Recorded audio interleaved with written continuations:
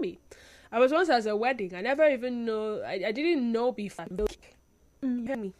Cake that the couple, cut.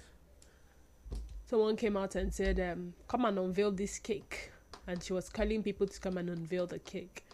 And they were mentioning money. I don't know if they went back to give her the money or something. But things like this happen. Or you hire the services of someone. This one has happened multiple times.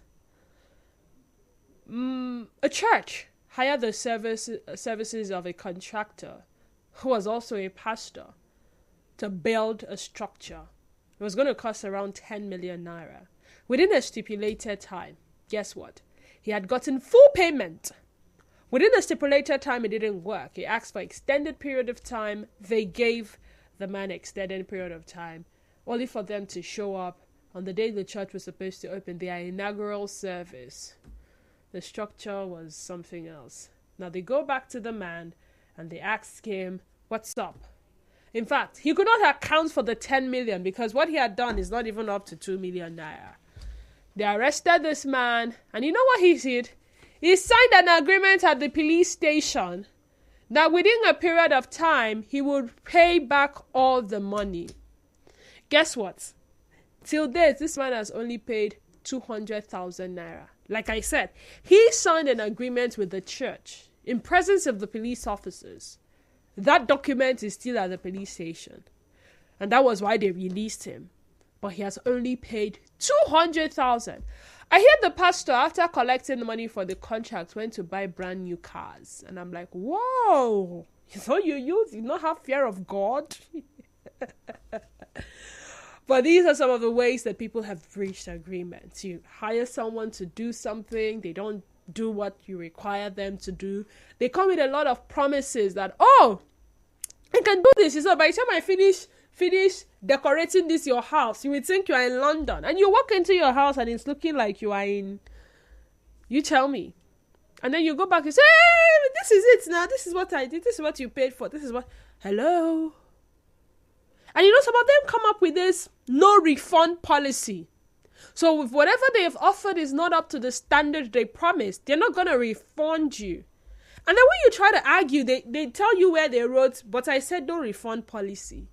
So now it's up to you to either agree for them to do it well at their own time, or you lose out completely and you have to find someone else to do the job they were meant to do. Honoring agreements, honoring contracts. How faithful and consistent are Nigerians in honoring agreements, contracts, and pledges? And are there agreements we choose to honor and those we choose to ignore?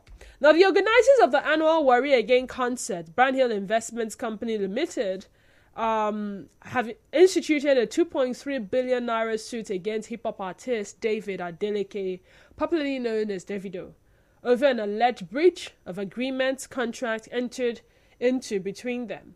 Now, the company, owned by former president of the Nigeria Football Federation, Mr. Maju Pinnick, filed the suit marked before the Delta State High Court in Eferum. Now, an agreement is a negotiated and typically legally binding arrangement between parties as to a cause of action.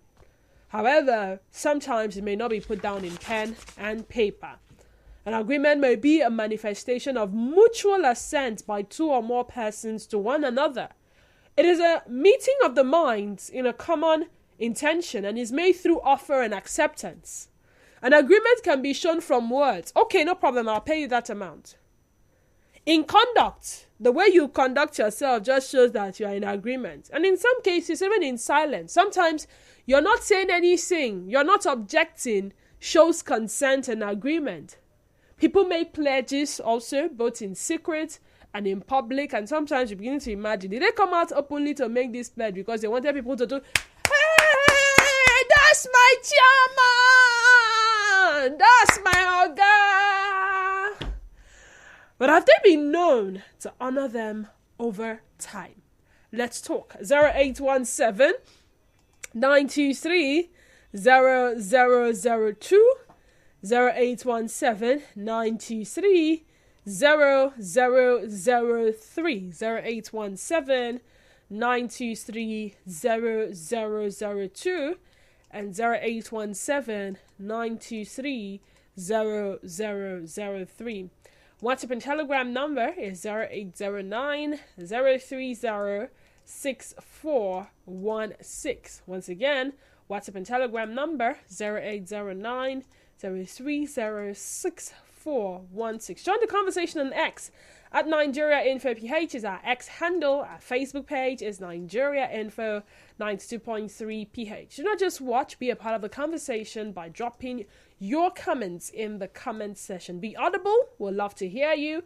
A call screener is in standby to take your calls first before passing you on to me in the studio. So when you do call, the first voice you would hear will not be my voice, but that of the call screener. What else am I not telling you? Now, it's okay to listen. It's beautiful when you listen to us. But it's a lot more interesting when you call and have your voice heard on the subject matter. I have Somiari calling from Eneka. Hi, Somiari. Good afternoon to you and welcome to the sunny side. Yeah, good afternoon. Good afternoon. I listened to the topic before you raised this afternoon, and I like to say that a lot of us are beginning to live what I consider as false life. False life. It's more prevalent around the Igbos, with due respect to them. They often, some of them, they don't have the money to marry, but they will ensure that they use all manner of strategy to recover funds perhaps they've used for one to marry or whatever. So oftentimes they set up cake and then it is commissioned. They set up food, it's commissioned. Everything is commissioned. They do all of that. I don't know what I would say it's echo or to show class. I don't understand. And oftentimes, most of those who do these pledges don't even redeem them. In fact, I can say I've been in one or two occasions where that arrangement is an arrangee set up. Somebody will come and say, I will give 1 million. It's an arrangement to ensure that the next person and subsequent persons who will also make pledges with something within that range. So they up the ante. That's so much money. Yes, they do that all the time. I've seen cases where the first person will say, "I will give 10 million," whereas in his whole life he does not have 2 million in his account. So they do those things to create an impression. I don't understand what they want to achieve with it. But oftentimes, they make money from it. So when they call people to come and pledge, even in shame, you make commitments you can't afford because of the circumstance you find yourself. So I don't know. I don't think it's a good trend. I don't think it's a good trend. If you want to do your event and you want people to come and enjoy with you, call them. They come and enjoy with you, and not to turn it to fundraising dinner or fundraising event. But hold on. Somiari, hold on. Yes. I would speak from personal experience. Permit me to do so. I once emceed a pageantry, a beauty pageantry here in River State. Now, the winner of the pageantry went home with a brand new car and cash prize. This is what the organizers of the pageantry had made available. So the people were going to win. In fact, the car was parked at the event center already, waiting for who will be crowned queen. Then one of the invited guests stands up and requests to be given the microphone, and he comes up stage. And he says that for everyone who participated, he started with the winner, that in addition to the money the winner would win, he was going to give 1 million naira. The second runner-up will get 700,000 in addition to what she was already going to win. The third person was going to get around 300,000 naira or so. Then he said, everybody that participated, you just came and you dance and you shake your waist to 200,000 naira for just participating. The entire amount came up to 5 million naira. Remember, the organizers did not ask this man for this money. Nobody pushed him to say, he just felt like he had the money and he wanted to encourage the contestants, and he came to make that pledge. And he said, you know what? This one is not go come. The money will be given to them here, cash. So declare the winner, let them give me account number, let me transfer the money here and now. So sometimes nobody engineers people to make pledges. Now, I don't know if those girls eventually received the money. After pageantry, we went our separate ways. But he may have fulfilled it. On the other hand, he may not have fulfilled it. But if he didn't fulfill it, what was the essence of coming out to announce that kind of amount? To what end, really, when people make these pledges? Because I know some people genuinely want to support a cause, but the people that do not have that come and pledge, what is the aim? What are they driving at? Now, what you have said is an exception to some of these circumstances we are talking about. Okay. The person was not under any pressure to do so. Okay. He willfully Okay. volunteered to give away funds to people, and even said he has it there to give. Right? Yeah. Now, we are saying that they make an arrangement where they bring the MC, tutor the MC on what to do, and then the MC will, once they see people, they see dignitaries present in the event, they now set up an arrangement where people will be coerced to give. Wow. And so some of them who do not have, out of being shy or pride, will begin to make commitments can't afford to give. These are some of the things that happen. Wow. What you have said now are pure cases of exception. Wow. Where people come there on their own, don't really do so and give. Okay. You know, but when you coerce people to make pledges, they will pledge. That how they will redeem it is entirely a matter for another day. Okay. You know, this thing just reminds me, growing up as a child, there was something called a promise card. Who knows promise card? Please, if you know, just drop hi on the WhatsApp group. On our WhatsApp platform. So a promise card is, for those of you watching live, it was short. It wasn't even up to the size of an A4 paper. Now, the promise card would have your name somewhere where you write your names, the numbers, names, and then the amount you want to give or whatever you want to give. And the promise card was used around festive period, like Christmas time. Okay? So you will see children. Someone knows promise card, say hi. You will see children going to meet one auntie or one uncle and say, "Uncle, please come and fill my promise card."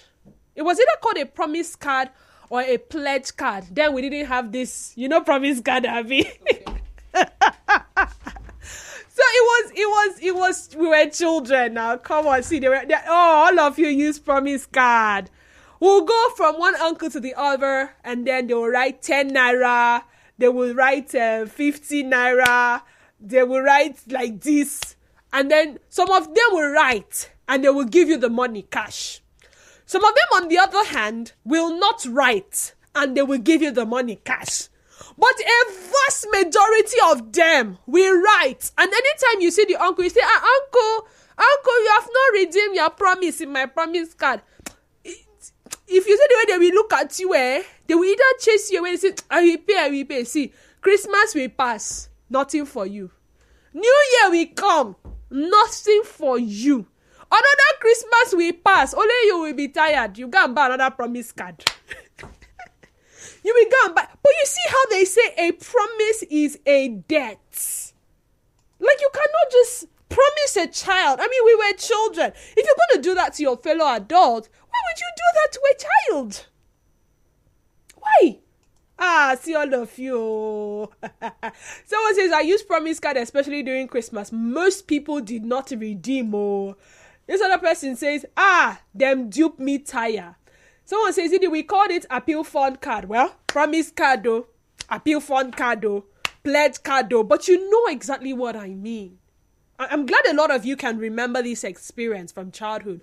But we saw how people we called our uncles, people we called our aunties, people we respected a lot, did not fulfill their promises.